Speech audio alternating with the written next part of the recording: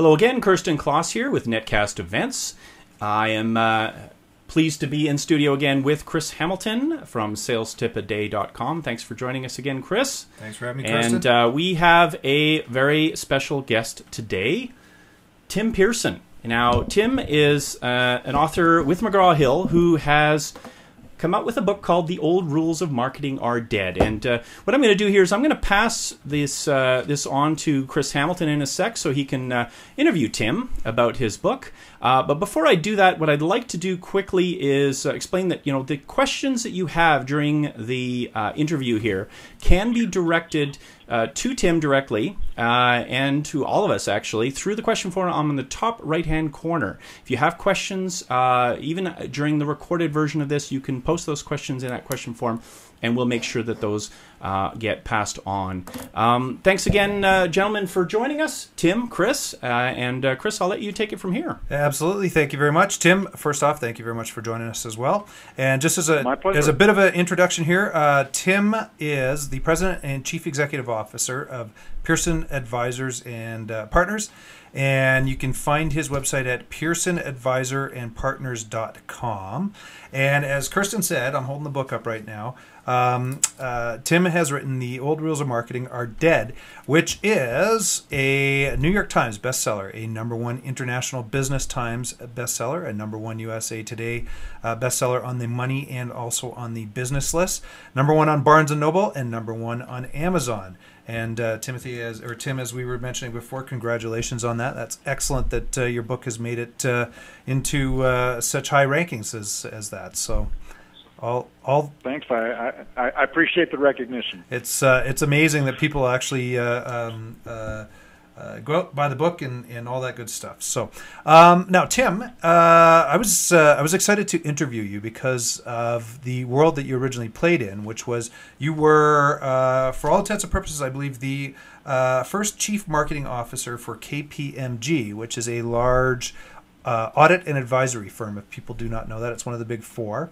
And I have a similar background. I used to work for a joint venture of Accenture and also for IBM. So I was also in the consulting world, but never in the world of on the auditing side or the accounting side of things.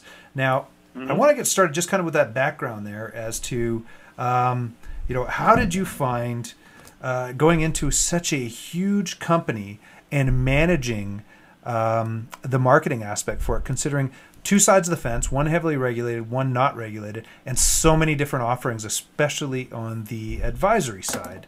How was that? How did you handle that sort of side of things? How did you get your head wrapped around that? Well, I'd like to say it was easy, but the reality is it took me a while to sort of understand it as well. And I don't know how many of your listeners have worked or within a global organization, let alone one which is domestic, in this case the United States, that is matrix-based across 3 functions with 18 vertical industries that it has specialized expertise in. So the variables and the sort of the methodologies and the processes actually on how you communicate and articulate and go to market become all important. So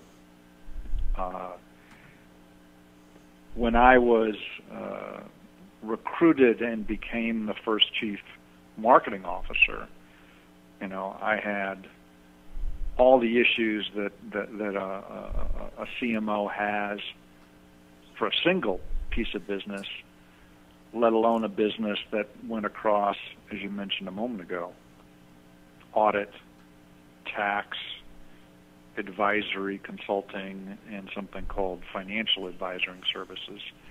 And then ultimately, as I mentioned a moment ago, into 18 industries, and then ultimately, with my global responsibilities, across 146 countries.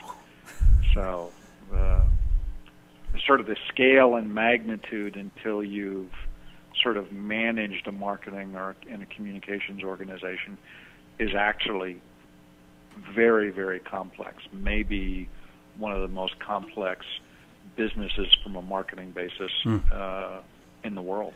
That's absolutely. I mean, especially having played in the advisory world, realizing that there are so many different service offerings. Now, how did you plan out that sort of stuff? Would you, when you went in, if you have one that would be doing a certain service and another one would be different service, all these different services, you were overarching, looking after all that stuff. How did you know what to convey, present, promote, and put out there? Did you really rely a lot on the people that were working with you, or did you kind of put in the overarching plan and have these people execute against it? Well, I'll tell you, interestingly, I did have to do those things, but where I actually started was it took probably close to 14 months to simply find and identify all the marketing and communications people within the organization that quite honestly were hidden and sort of by various partners. So, the first step was to basically make sure that people who understood it was okay to raise their hands and say, I'm doing marketing and communications in Calgary or Boise or London or Berlin, and to actually formally move them into the marketing and communications organization. And when we did that, we discovered ultimately that we had about 550 marketing people in the United States and close to 1,800 marketers and communicators within the global organization. Wow! So you had a pool to actually draw up on. Yeah, it put a premium, if you will, on organizational skills. So after identifying,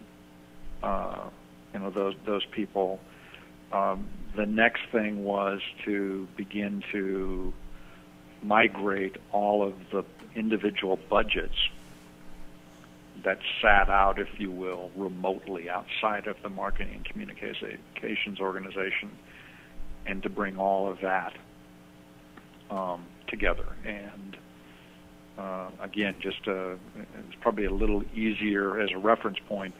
The spend in the United States alone was about $110 million. Wow. And so, identify the people, identify the spending that is going on, and then what type of spending was being done within the organization. And sort of the next step was to develop at that point in time a common planning methodology. So I introduced drive period planning as the initial methodology that was used, so that I began to have people who, at least once they were within the organization, once they'd been identified, actually began to talk the same way about the type of annualized planning that they would do. All of that had to be done, as simple as that sounds, before we even began to deal with issues like the KPMG brand, what was the core essence of the brand, how were we going to go to market, how were we going to evaluate return on investment. It was complicated. Chris, you may recall this. It was further complicated by KPMG was the first of the global firms that were created sort of in the audit tax advisory space by the combination of a firm called Pete Marwick and a European-based firm that was fundamentally a German and Dutch firm. And I'm always astonished at the sort of political concessions that are made at a global level when organizations merge, because the merger took place in the late 80s, but it was not until the late 90s where there was actually an agreement to migrate the branded names to KPMG. So you had a 10-year period with significant spending being done globally across 146 countries, where the spend was not necessarily against the same name, let alone the same branded ID. Wow, that must have been an undertaking in its own. And then, of course, I think, were you there when Sarbanes-Oxley was introduced as well? Yeah, I was. I was, as I said, initially the chief marketing officer, and became the vice chairman, global managing partner. And the Sarbanes-Oxley legislation and resulting regulation was there my last 4 years, I guess. Wow. So that would throw absolutely a loop, and if our viewers don't know what Sarbanes-Oxley is, we won't get into it here. It'd take forever, but I think that's a good idea. Yeah, big, heavily regulated industries, or heavy regulation to obviously offset any kind of accounting irregularities or fraud or anything like that. That's just a high level. That's the cliff notes on it. So the process, though, is now that is, you mentioned a couple of things, where making marketing accountable, or looking at an ROI, and also talking about the core. And we'll get kind of into this in a couple of minutes here, because that, is some of the foundation of your book, obviously. What I would like to talk to you about is kind of the genesis of the book. I found it a very interesting story as to how the book came about, and how you started moving forward on the book. So do you mind letting people know a little bit about that story? No, I'd be happy to share it with your listeners. Like a lot of things in life, the book wasn't planned, but was the byproduct of another event. And so, in the early stages of what many people now describe as the Great Recession, I received a call one day from an old friend who sat on the board of a very large organization. And his initial inquiry was, did I know anybody who could serve as the keynote speaker for this group? Well, with the passage of time, I discovered that my good friend actually was never really interested in having anybody speak other than me. Yeah. But at the time, I didn't know that. But the circumstances was, this was a group of about 500 CEOs, presidents, heads of marketing for leisure and hospitality companies, local governments in the Southern California marketplace. And they asked me to speak to them in terms of how the market had changed and how they, in turn, should change their marketing efforts to deal with significant, reductions in tourism and the resulting impact to the Southern California economy as a result of the Great Recession. So I talked for about 90 minutes, and as somebody who speaks with some frequency, I